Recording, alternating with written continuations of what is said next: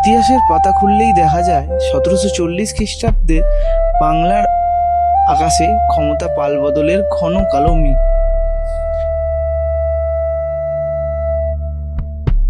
আলীবর্দী খান যুদ্ধে পরাজিত করেন সরফরাজ খানকে এবং বাংলার নবাবের সিংহাসনে আরোহণ করেন। কিন্তু ইতিহাস কখনো একদিনে থেমে থাকে না। ক্ষমতার সিংহাসনের পেছনে তখনও জ্বলছিল প্রতিশোধের আগুন। সরফরাজ খানের শ্যালক রুসমচাঁদ অপমান ও ক্ষোভ বুকে নিয়ে আলীবর্দী খানের বিরুদ্ধে বিদ্রোহের পতাকা তোলেন। কিন্তু সেই সময় বাংলার রাজনীতি যেন এক নির্মম প্রবাদেই আবদ্ধ ছিল, যার ক্ষমতার খেলায় দুর্বলদের আর্তনাদ ইতিহাসের পাতায় খুব কমই লেখা থাকে। পরাজয়ের পর রুসমচাঁদ আশ্রয় ও সাহায্যের হাত বাড়ান মারাঠা সম্রাট রাঘোজি ভোসলের দিকে। আর তারপরেই বাংলার বুক চিরে নেমে আসে এক ভয়ঙ্কর অধ্যায়। সেটি হলো বর্গী আক্রমণ।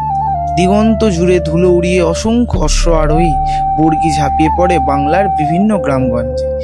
আগুন, লুট, আর্তনাদ এবং ধ্বংসে কেঁপে ওঠে বিভিন্ন জনপদ। আজও বাংলার লোকস্মৃতিতে সেই বিভীষিকার প্রতিধ্বনি শোনা যায়। খোকা ঘুমালো, পাড়া জুড়ালো, বর্গী এলো দেশে। সেই তাণ্ডবের হাত থেকে রক্ষা পায়নি পাহাড় ও অরণ্যে ঘেরা এই রহস্যময় পঞ্চকোট রাজ।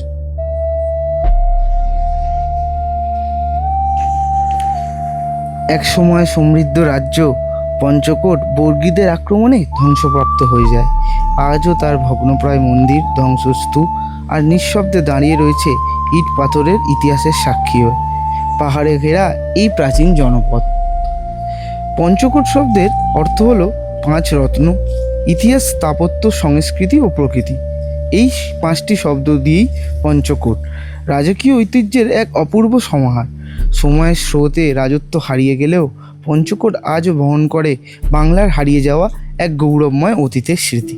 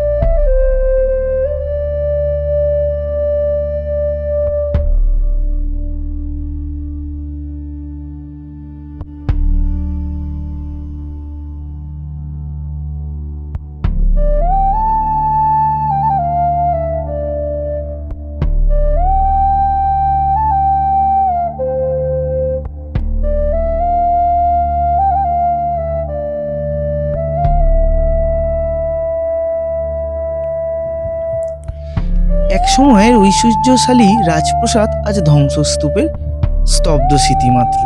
তবুও ইতিহাস কখনো সম্পূর্ণরূপে হারিয়ে যায় না। সময় সব কিছু ভাসিয়ে নিয়ে গেলেও কিছু স্মৃতি থাকে যা নদীর তীরে জমে থাকা বালুকণারই মতো। আজও এখানে মাথা উঁচু করে দাঁড়িয়ে আছে 1500 থেকে 17 শতকের টোড়া কাটার কারুকার্যে গড়া পোড়ামাটির অপূর্ব পঞ্চরত্ন মন্দিরগুলো।